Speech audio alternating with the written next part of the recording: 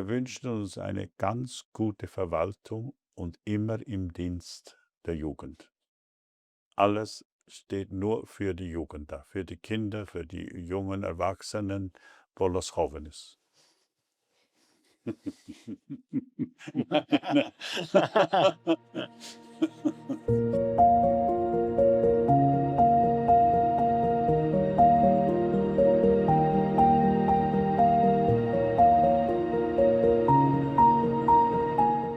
Das ist etwas, was Sie immer gesagt haben, und das hat mich auch immer sehr gerührt, dass Sie immer gesagt haben, wir hatten so Glück im Leben und wir hatten so eine Gelegenheit, etwas zu machen, aber wir müssen auch was zurückgeben.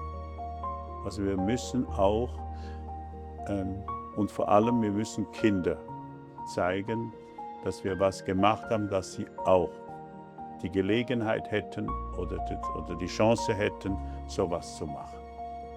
Unser Gedanke ist, dass alle Kinder, die hierher kommen, glücklich sind, zufrieden sind, ein bisschen von der Gewalt der Außenwelt isoliert sind, lernen zu leben, lernen das Leben zu lieben und auch das Leben zu respektieren, einander zu respektieren. Thomas und Doris, die sind ja aufgewachsen in Ermatingen und sind da auch zur Schule gegangen. Also von klein, also sie sind bis zum Erwachsenenalter haben sie ja da gewohnt.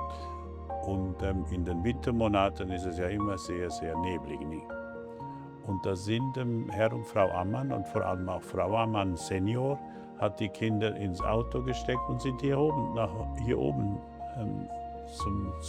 in die Sonne gefahren, nicht? Und haben über dem Nebelmeer haben sie dann auch Kontakt gehabt mit den Kindern. Also die haben so eine frühkindliche Erfahrung gehabt mit diesem Dorf hier oben.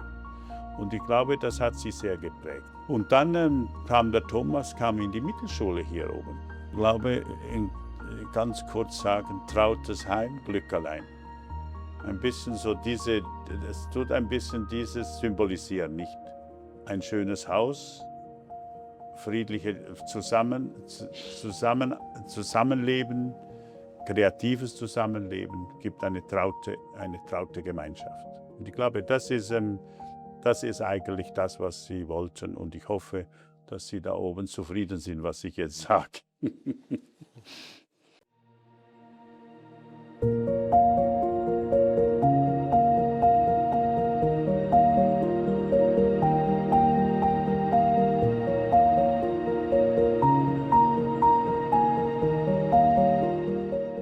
1946 haben uns die ersten Kinder und Jugendliche als Kriegsweisen hier im Kinderdorf in Trogen erreicht. Sie haben Zuflucht und Wärme gefunden.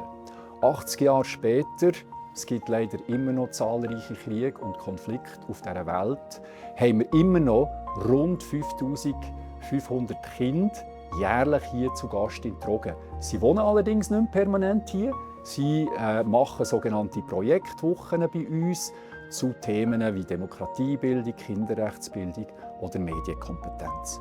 Nebst dem erreichen wir mit unserer Bildungsarbeit rund 225'000 Kinder weltweit.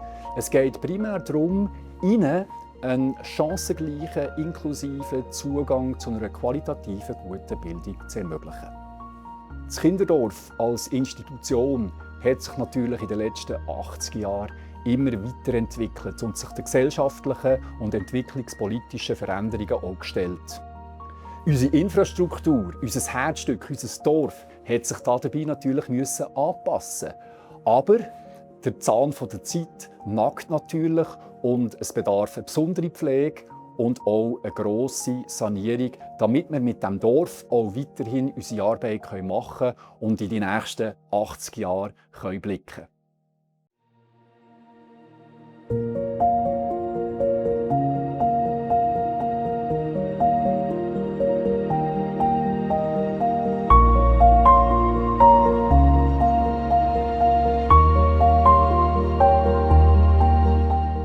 Regionalität, die Verankerung zum Appenzeller Vorderland, ist uns nach wie vor sehr wichtig. Und so haben wir auch bei den Bauarbeiten geschaut, dass wir möglichst regionale, ortsansässige Handwerker berücksichtigen können, die die Arbeiten für uns ausführen. Im Fall der Schindler war das der Urs und Barbara. Der Urs ist im Nachbarhaus von dem Haus, das wir hier hinter uns sehen, aufgewachsen, hat also seine ganze Kindheit hier verbracht, eine tiefe Verwurzelung zum Kinderdorf.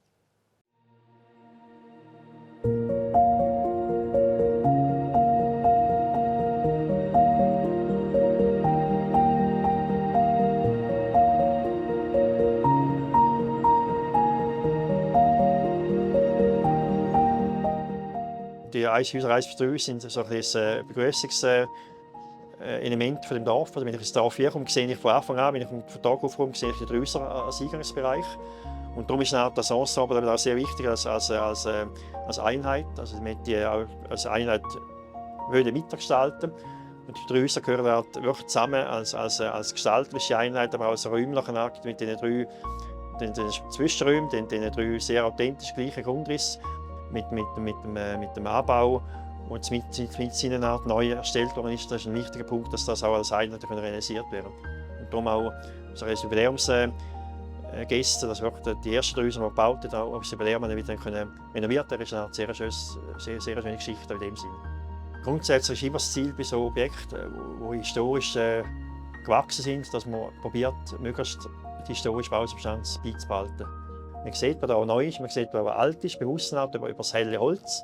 Und man nicht kaschieren mit irgendwelchen Lack oder so, man darüber austut. Man sieht, das ist neu, das ist ein helles Holz und das ist alt. Das Holz ist 80 Jahre lang gebrünt worden. Und dann sind die Punkte, wo man probiert, möglichst mit dem gleichen Material etwas weiterzubauen. Das Resultat finde ich sehr gelungen. Vor allem von außen her, dass die Häuser wieder authentisch da sind. Sie stehen wieder da wie vor 80 Jahren.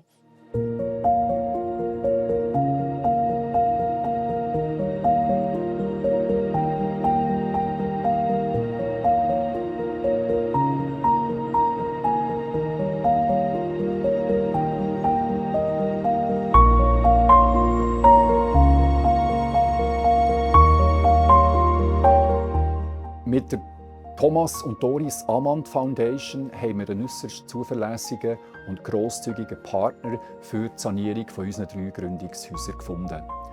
Wir teilen einen zentralen Wert miteinander, nämlich die Bildung von Kindern und Jugendlichen. Sinnigerweise läuft das ganze Projekt unter dem Arbeitstitel Ensemble. Und an einem tollen Ensemble, bestehend eben aus der Thomas und Doris Ammann Foundation, aber auch aus dem Architekt, aus der Bauleitung, aus den Handwerkern, aber auch aus uns als Stiftung, ist es gelungen, eine ganz tolle Sanierung, Renovation von diesen Häusern zu vollbringen. Ich bin überzeugt, dass Generationen von Kindern und Jugendlichen sich in diesen Häusern wohlfühlen werden.